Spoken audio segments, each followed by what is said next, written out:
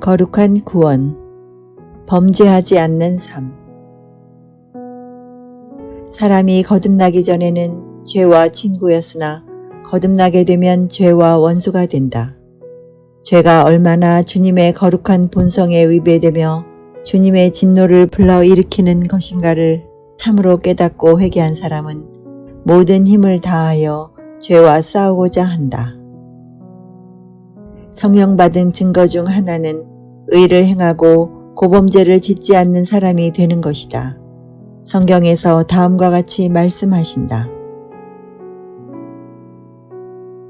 하나님께로서 난 자마다 죄를 짓지 아니하나니 이는 하나님의 씨가 그의 속에 거함이요 저도 범죄치 못하는 것은 하나님께로서 났음이라.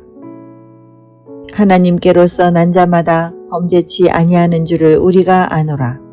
하나님께로서 나신 자가 저를 지키심에 악한 자가 저를 만지지도 못하느니라. 1. 신앙 위인들의 가르침. 대각성 운동 설교자들은 한결같이 성령으로 거듭난 사람은 범죄하지 않는 삶을 산다는 것을 강조했다. 조지 필드는 성령을 받은 사람은 고의적인 죄를 범하지 않는다고 말했다. 참으로 하나님께로부터 다시 태어난 사람은 고의적으로 죄를 짓지 않고 죄를 습관적으로 짓는 것은 더더욱 아닙니다. 회심한 사람들은 모두 죄에 대하여 죽은 자들인데 어떻게 죄 가운데 더 살 수 있겠습니까? 조나단 에드워즈는 요한일서 3장 9절의 말씀을 현재 거듭난 자의 표징이라고 강조했다. 성경은 참으로 거룩하고 은혜로운 원리가 어떤 사람의 마음 안에 실제로 있다면 그 사람은 결코 죄인이나 악한 자로 살 수 없으며 하나님의 씨는 사악함과 공존할 수 없다는 것입니다. 존 웨슬리도 거듭난 사람은 죄책에서뿐만 아니라 죄의 세력에서 구원을 받음으로 하나님께로 난 자는 범죄하지 않는다고 했다. 믿음으로 말미암아 하나님께로부터 난 자는 어떤 습관적인 죄로 인하여 범죄하지 않습니다. 이 습관적인 죄란 죄가 사람을 지배하는 것을 말합니다. 그러나 거듭난 자는 어떤 고의적인 죄로 인하여 죄를 짓지 않습니다. 2. 죄를 짓지 않는 삶을 살 수 있는 근거. 우리 인간이 어떻게 죄를 짓지 않고 살 수 있단 말인가? 성령으로 거듭나지 못한 사람들은 이해하기 힘들 것이다. 그러나 성령으로 거듭난 자에게는 주의 모든 계명이 가볍고 쉽다. 1. 어떻게 죄를 짓지 않는 삶이 가능한가? 예수님의 십자가의 보혈의 능력을 생각하면 이것은 당연한 것이다. 예수님의 보혈은 구약 희생제사의 제물들의 피보다 훨씬 위대하지 않는가? 어떤 사람들은 죄를 짓고 회개하고 나가서 죄를 짓고 또 회개하는 삶을 당연한 것으로 생각한다. 그것은 구약 이스라엘 백성들이 살았던 삶의 모습이다. 우리가 죄를 계속 반복하는 수준으로 산다면 그리스도의 십자가의 희생이 구약의 동물 희생과 다를 바가 무엇인가? 2. 참으로 거듭난 성도는 새로운 신의 성품을 갖게 되었으므로 죄를 짓지 않는 삶을 살 수 있다. 우리가 마귀의 영의 지배를 받을 때는 이 세상 풍속을 쫓고 육체와 마음이 원하고 시키는 대로 살았다. 그러나 거룩하신 성령님께서 내주하시면 신의 성품이 주어지고 새 마음이 주어지고 기꺼이 주의 율례를 따르고자 하는 새로운 성향이 생긴다. 만일 이것이 이루어지지 않았다면 그 사람은 참으로 거듭난 사람이 아니다. 3. 거듭난 성도는 그 속에 양자의 영을 가지고 있다. 너희는 다시 무서워하는 종의 영을 받지 아니하였고 양자의 영을 받았으므로 아바 아버지라 부르짖느니라. 참으로 거듭난 성도는 그 마음속에 양자의 영, 즉 아들이 되게 하시는 영을 가짐으로 하나님을 향해 아바 아버지라고 부르짖게 된다. 율법 아래 있는 자, 즉 종의 영을 가진 자는 율법적 두려움 때문에 하나님의 계명을 지킨다. 그러나 참으로 거듭난 성도는 양자의 영을 가지고 있기 때문에 자발적으로 하나님께 순종하며 아버지를 기쁘시게 해드리기 위하여 자발적으로 선을 행한다.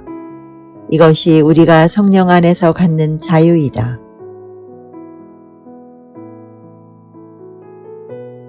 3. 죄를 짓지 않는 삶을 살아야 하는 이유. 신약 성도들은 마땅히 죄를 짓지 않는 삶을 살아야 한다. 왜 그런가? 1. 예수님께서 이 땅에 오신 목적이 우리의 거룩함이기 때문에 죄를 짓지 않는 삶을 살아야 한다. 우리로 원수의 손에서 건지심을 입고 종신토록 주의 앞에서 성결과 의로 두려움이 없이 섬기게 하리라 하셨도다. 이것이 예수님 탄생의 의미이다. 예수님께서 우리를 구원하신 목적은 종신토록 거룩함과 의 가운데 살게 하기 위함이었다. 그가 우리를 대신하여 자신을 주심은 모든 불법에서 우리를 구속하시고 우리를 깨끗하게 하사 선한 일에 열심하는 친백성이 되게 하려 하심이니라. 예수님께서는 우리를 모든 불법에서 구속하시기 위해서 오셨다. 구약 수준의 삶을 살도록 하시기 위한 것이라면 예수님께서 직접 이 땅에 오실 필요가 있었겠는가? 신약시대 성도들은 구약시대보다는 보다 나은 의를 가지고 살아야 한다. 그렇게 살지 아니하면 아무도 천국에 들어가지 못할 것이다. 2. 거룩함이 없이는 아무도 천국에 못 들어가기 때문에 죄를 짓지 않는 삶을 살아야 한다. 모든 사람으로 더불어 화평함과 거룩함을 쫓으라. 이것이 없이는 아무도 주를 보지 못하리라. 천국은 거짓말이 없고 흠이 없는 자라야 들어간다. 죄를 짓는 사람은 하나님의 나라를 결코 유업으로 받지 못한다고 성경에 분명히 기록되었음을 명심하라. 4. 우리가 범죄하지 않는 삶을 살 수 있는 방법. 성령을 따라 살아야 한다. 거듭난 자는 범죄하지 않는다고 해서 스스로 노력하지 않아도 저절로 죄를 이기는 삶을 살 수 있다는 말이 아니다. 우리는 우리 속에 계신 성령님을 따라 살 때 죽도록 충성하며 살 수 있는 것이다. 거듭난 성도들은 그 마음 속에 생명의 성령의 법이 있다. 그러므로 그 생명의 성령의 법만 따라 살아가기만 하면 범죄하지 않게 되어 있다. 그러므로 이제 그리스도 예수 안에 있는 자에게는 결코 정죄함이 없나니 이는 그리스도 예수 안에 있는 생명의 성령의 법이 죄와 사망의 법에서 너를 해방하였음이라. 율법이 육신으로 말미암아 연약하여 할 수 없는 그것을 하나님은 하시나니 곧 죄를 인하여 자기 아들을 죄 있는 육신의 모양으로 보내어 육신의 죄를 정하사 육신을 쫓지 않고 그 영을 쫓아 행하는 우리에게 율법의 요구를 이루어지게 하려 하심이니라. 은혜를 체험한 성도도 성령의 음성을 듣지 않고 살면 실족할 수가 있다. 그러므로 거듭난 성도는 반드시 성령의 음성을 듣는 법을 속히 배워야 한다. 거룩함이 없는 구원은 가짜 구원이다.